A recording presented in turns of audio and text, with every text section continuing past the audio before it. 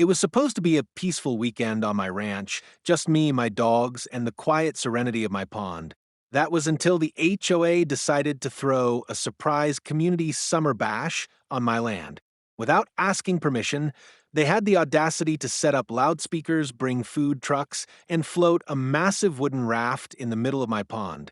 I found out when I came home early and saw dozens of people I didn't know splashing around in my water, trash scattered along the shoreline, and music so loud it scared my livestock. Furious, I marched down to confront the HOA president, Karen.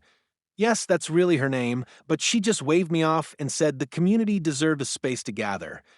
I reminded her this wasn't her space, it was my private ranch pond, but she laughed and said, "What are you going to do, sue us?" She shouldn't have said that. You see, my family built this pond with our own hands decades ago, and I still control the underground drainage system, an old irrigation valve that connects to the lower fields. So while they popped open champagne and danced on their oversized party raft, I calmly walked to the pump shed, opened the rusted hatch, and turned the valve wide open. Within minutes, the water levels started dropping. At first, no one noticed. Then the raft began to tilt. Then came the screeching. The raft's underside scraped the muddy bottom, tipping people into ankle-deep sludge.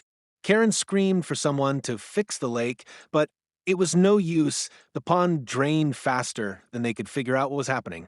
By the time the police arrived, called by the HOA, of course, the pond was nearly dry, their party was ruined, and everyone was covered in mud and shame. When the officer asked me what happened, I simply said, just doing a little maintenance on my property. The HOA had no legal footing. They never got my permission. In fact, they ended up being fined for trespassing and illegal dumping.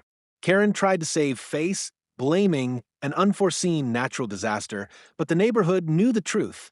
They partied on my pond without asking. I just made sure they hit rock bottom. Literally,